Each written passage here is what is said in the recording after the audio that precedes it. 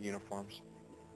And I asked them if they were from the doctor to take me to the operation. And I told them, I said, I'm really sick and I'm going to have an operation and I'm going to die if I don't get this operation. And I was supposed to have the operation 8 hours ago. And I'm telling them all this stuff. And they're going, well, we know, we understand. You know, you got to come quickly. Howard, come out here. Howard, come with us.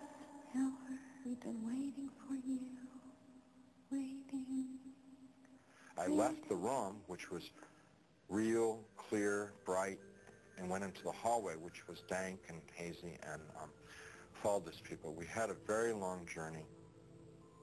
There's no time, and whenever I make a reference to time, it's just an illusion because there was no time in this place. But this journey, if I were to recreate it, I'd have to walk like from Nashville to Louisville or something to recreate the walk with these people.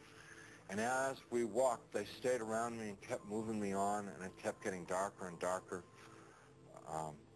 They were becoming more and more openly hostile to me. First, they were sort of syrupy sweet to get me to go with them, and then when I was going along with them, it was like, hurry up, keep moving, you know, shut up, stop asking questions, you know, they started getting more ugly. And so we get into complete darkness. I'm absolutely terrified. These people are very hostile. I don't know where I am. I said, I'm not going to go with you any further. They said, you're almost there. And we started to fight. I was trying to get away from them. They were pushing and pulling at me. And there are now a lot of them. What originally had been like a handful now was, since it was darkness, hundreds or thousands. I have no idea. And they're playing with me. You know, clearly they could have just destroyed me if they wanted to. They didn't want to destroy me. What they wanted to do was they wanted to inflict pain on me because they derived, pleasure isn't the right word, but they derived satisfaction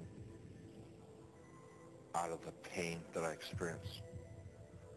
So what they were doing in the beginning part was, it's real hard for me to talk about, and I'm not going to tell you much about it, just a little bit, because it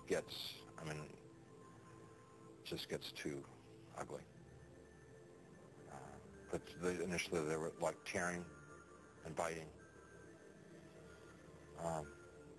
tearing with their fingernails, scratching, gouging, ripping, and then biting. Trying to defend myself, trying to fight them off, trying to get away from them, but it's like being in a beehive. Just hundreds of them all over me. And I eventually was just laying on the ground there, all ripped up, pain everywhere, inside, outside. And even harder to bear than the physical pain was the emotional pain of what had just happened to me. The utter degradation that I just experienced. You know, I never once felt that it was unjust or wrong. I heard my voice. It wasn't somebody else's voice. It wasn't the voice of God or anything. It was my voice. And I heard it speak, but I didn't speak it. So whether it's the voice of my conscience or, I don't know what it was. It was just, but I distinctly heard my voice say, pray to God. And so I thought to myself, I don't believe in God. Pray to God. And I'm thinking, even if I could pray, I don't know how to pray anymore. I haven't prayed. And at that time, I probably hadn't prayed in 22, 23 years. So I'm thinking, like, when I was a child, and we said prayers in Sunday school, and we said prayers in church, and what did we say? And I'm trying to think of it, because to me, to pray was to recite something that I'd learned. That's what I thought a prayer was then. So let's see, the Lord is my shepherd.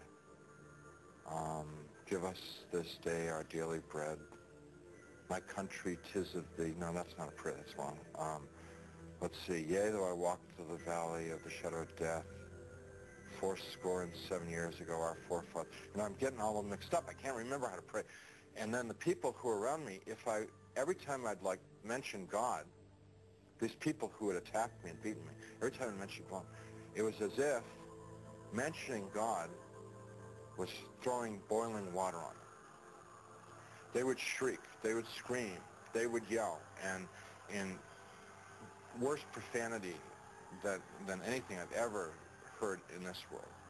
The other thing that was happening was that they couldn't bear to be around me talking about God.